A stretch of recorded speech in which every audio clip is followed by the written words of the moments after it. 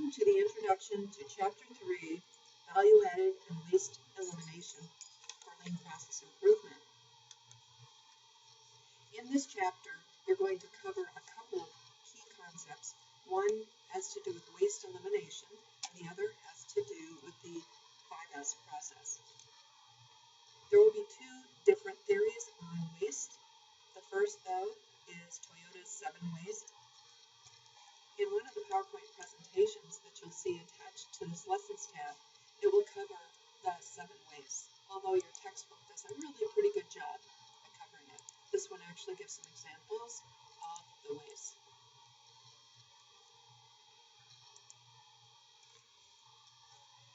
The second waste theory, other than Toyota's waste theory, is the Cannon's 9 waste, so you'll be looking at both of those.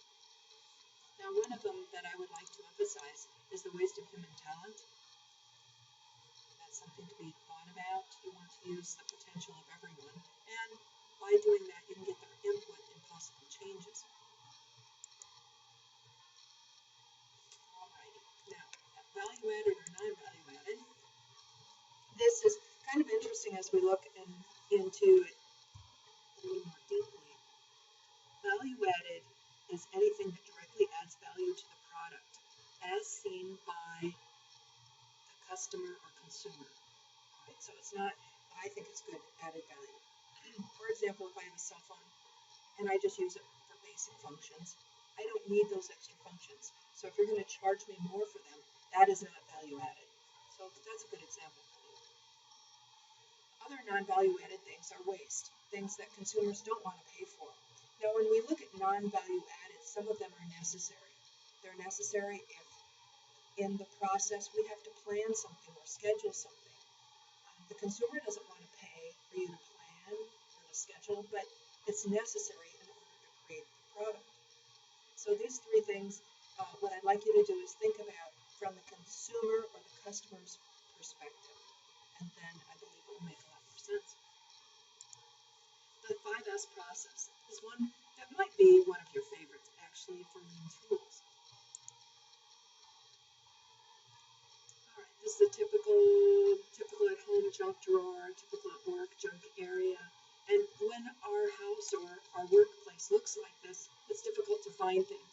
And it adds to the waste of time in order to locate, or the efficiency. So, not only should we be neat and clean, but it provides discipline and it makes it so each person can locate objects.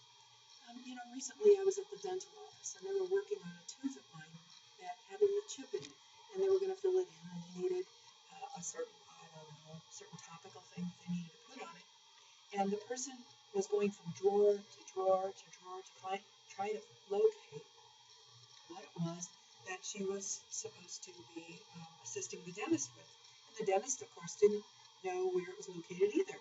So the dentist's time was wasted, the assistant's time was wasted.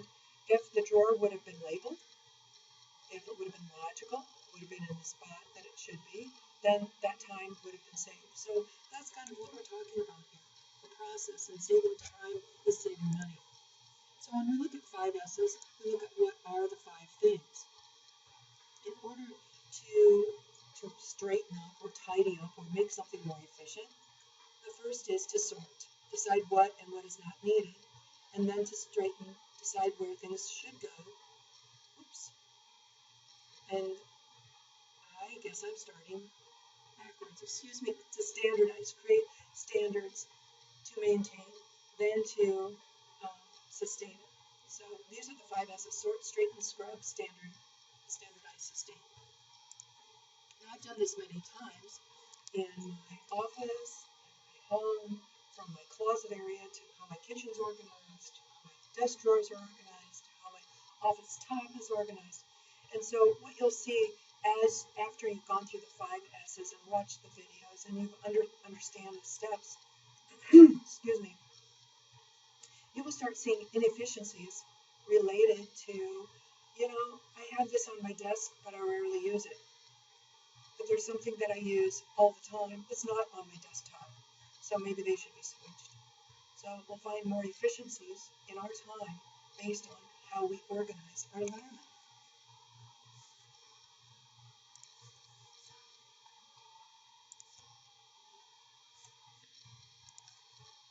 Alright, so now we're going to go to our Lessons tab, Week 4, Chapters 3 and 4. So right now I'm talking about Chapter 3, and then there will be a separate video for Chapter 4. So you'll see the PowerPoints that I was looking at are listed right here. But above that, you'll see some awesome videos. The first one is explaining each of the 7 wastes, the way to waste time or waste parts of your process. They're in video 1 and 2. 10 minutes is the first video and 4 minutes is the second. The second one is a Gemba glossary, and in 2 minutes they're explaining the 5S process. And this is very important. Now this next one takes 28 minutes. And so whether you want to start watching it or not, it's really up to you, but I think it's awesome. It's the Lean Garage.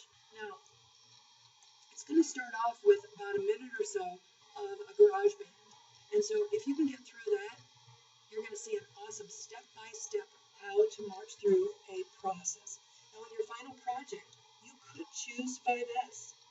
And this example, although 28 minutes long, would give you an awesome step-by-step view of how to go through the 5S process. So, you know what? I think it's 28 minutes well spent. This last one is on value added. So, adding value. And it's in 2 videos, and this one will be quite necessary to watch in order to understand the concepts of the chapter. As you can tell, I'm getting a little hoarse right now. Excuse me.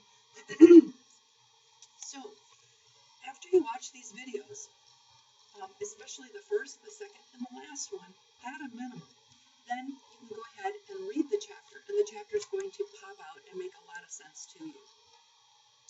You will, of course, take quiz 3 and answer the discussion questions. Now, I'm going to go to the discussion questions briefly because I want you to note something.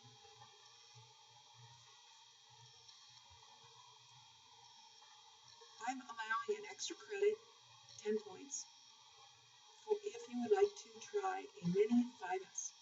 In other words, you're going to attach a before and after photo. And you're going to basically do a 5S on your drawer, a particular drawer, or something very small. Now, this can work into your final project. It can be part leading into your final project. So if you chose 5S later, so you're going to be double doing it. It's just an opportunity for you. You might want to do this anyway, and then you get a little bit of credit. So I just wanted to call your attention to that. Now, something else with 5S that I also want to call your attention to is not just cleaning up and straightening, but it's also in guiding for the future. So if I look at my drawer, which you'll see in examples for final project, it's labeled, it's color-coded, and clearly labeled. And then in spots where I have actual items like paper clips and binder clips, it shows there are lines drawn so that I can't overstock anything. So you need indicators. Actually, my office mate, where she keeps her bookshelf, is actually labeled, and then there are lines drawn so that one class doesn't infringe on another class. And that's the way to sustain what you have so that you don't creep over into another area. So this is really a pretty awesome, helpful tip for all environments for efficiency, and that is part of lean process improvement. I think that's it for the chapter. You know what you need to do for this chapter in reading the chapter and taking the quiz and doing the discussion questions. But chapter 4 is also a part of this. So I'm going to leave you right now and create the video for chapter 4.